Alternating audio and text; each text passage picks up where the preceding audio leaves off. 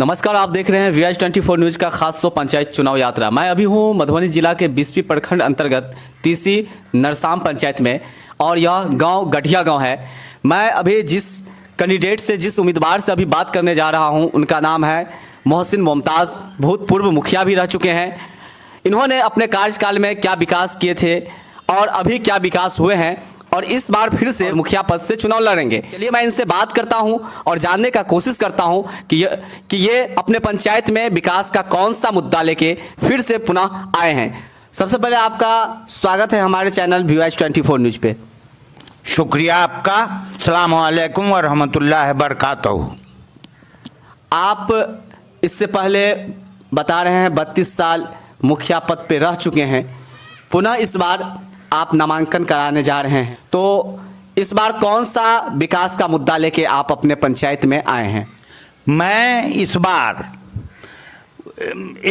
कोई ख़ास मुद्दा तो है नहीं। मैंने 32 साल में बहुत सारे काम को पंचायत के कर चुका हूं। बहुत थोड़ा काम था जिसको 10 साल के अंदर में पूर्व मुखिया ने किया है, जो अभी वर्तमान में मुखिया हैं उन्होंने किया है। और जो गली, जो मोहल्ले की अपेक्षा उन्होंने किया है, मैं उस मोहल्ले में जा करके घूम करके हर गली कूचे को देखूंगा और देखने के बाद जहां भी उन्होंने अपेक्षा की है मैं उसकी भरपाई करूंगा और उसको पूरा करने की पूरी कोशिश करूंगा। आप अपने समय में मुखिया पद पे रह चुके हैं। उस समय में क्या स्थिति थी गांव की, अगर आपकी पंचायत की, और आप मुखिया बनने के बाद क्या उसमें बदलाव किए, इसके बारे में अपने पंचायत वासी को कुछ मैसेज देंगे? मैं यही बताना चाहूँगा कि पूर्व में सरकार के ज़रिए से कोई भी सहायता पंचायत को नहीं दी जाती थी, तो हमारी पंचायत बहुत बुरी हाल में थी। लेकिन काफ़ी दिनों के बाद जब मनरेगा वगैरह आया तो सरकार कुछ फंड देना शुरू कर दी। उस मौके से मैंने गांव का भ्रमण किया और भ्रमण करने के बाद जितनी भी बुरी हालत थी मैंने उसको देखा और देखने के बाद हर गांव, हर गली, हर कूचे में खरंजा का काम सबसे पहले मैंने शुरू किया। पहले मैंने रोड को ठीक किया और ठीक करने के बाद जितना भी वृद्धा पेंशन धारी थे बचे हुए, मैंने उनको वृद्धा पेंशन दिलाया और मेरा ही दिया हुआ आज तक लोगों को मिल रहा है, नया किसी को नहीं मिल रहा है। आपके तीसी नरसाम पंचायत में कितने वार्ड है और कहाँ लगता है आपको कि इस वार्ड में अभी भी विकास की काम नहीं हुआ है, अगर मैं पुनः मुखिया पद पे आऊँगा तो वहाँ विकास करूँगा? मेरी पंचायत में 14 वार्ड है और लगभग 10 वार्ड, 9 वार्ड में बहुत अपेक्षा मुखिया के द्वारा किया गया है, जिसको मैं भी जान रहा हूं और यहाँ की जनता भी जान रही है। मैं इंशाअल्लाह अगर जीत गया, कामयाब हो गया, तो मैं इन 9 वार्डों में घूम कर जहाँ जहाँ अपेक्षा की गई है पूर्व मुखिया के जरिए, मैं उस काम को भरपूर तरीके से सबसे पहले करने की कोशिश करूँगा और इंशाअल्लाह पूरा करूँगा। मैं आपके पंचायत में जो मुख्य समस्या है वो कौन सा है?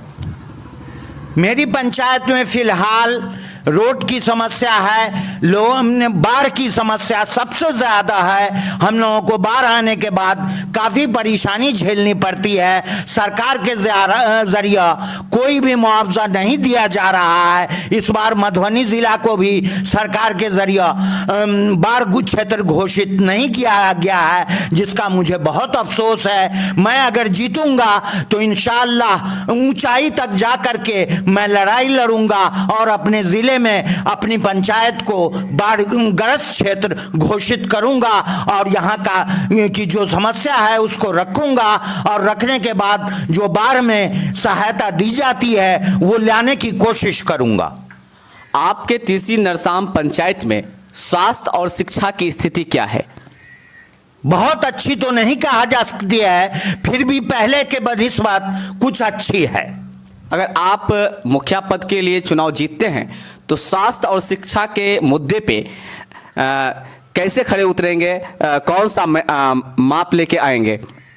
मैं शिक्षा और हेल्थ के इसमें जो भी अपेक्षा की जा रही है सरकार के द्वारा या ब्लॉक के द्वारा, मैं ब्लॉक जाऊंगा और ब्लॉक में डॉक्टर से और बीओ से मिलकर इस लड़ाई को रखूंगा और रखने के बाद जो भी गड़बड़ियां हैं उसको मैं दूर करने की भरपूर कोशिश करूंगा। अगर आप तीसी नरसाम पंचायत से मुखिया पद के लिए जीते जाते हैं तो आप पंचायत में सबसे पहला कौन सा काम लेके आएंगे? मैं सबसे पहले पूर्व मुखिया के जरिए, जो अब वर्तमान में मुखिया हैं, उनके जरिए जो भी अपेक्षा की गई है, जो जो काम नहीं किया गया है, जिन जिन वार्डों का की अपेक्षा उन्होंने सबसे ज़्यादा किया है, सबसे पहले उस गांव को मैं देखूंगा और उस गांव के काम को सबसे ऊपर नंबर में रख करके मैं करूंगा इंशाअल्लाह। आपके पंचायत के अंतर्गत कौन कौन से गांव आते हैं?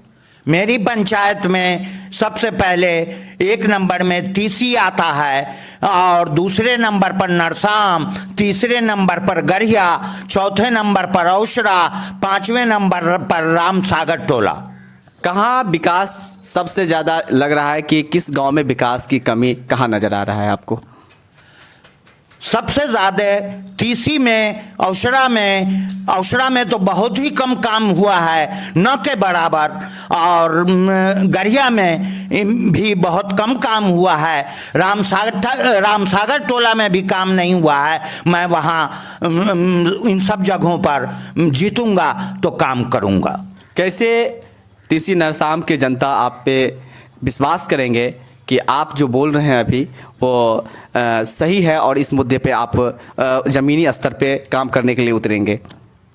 मैं कोई नया कैंडिडेट नहीं हूँ, मैं बहुत पुराना कैंडिडेट हूँ। मैं 32 साल यहाँ की जनता की सेवा कर चुका हूँ और मेरे बारे में पूरी तरीक़ा से यहाँ की जनता जानती है कि मैं कैसा खरा आदमी हूँ और कैसे कैसे विकास को बाहर से लाता हूँ, सरकार से लड़ के लाता हूँ और लाने के बाद अपनी पंचायत का नाम रोशन करता हूँ। पूरे ब्लॉक में मैं जब तक मुखिया रहा 1 नंबर पर मेरी पंचायत रही और मैं जीतूंगा तो इंशाअल्लाह मैं अपनी पंचायत का नाम रोशन करके 1 नंबर पर हमेशा रखूंगा। आप हमारे VOS24 न्यूज़ चैनल के माध्यम से तीसी नरसाम पंचायत के जनता को क्या मैसेज देना चाहते हैं?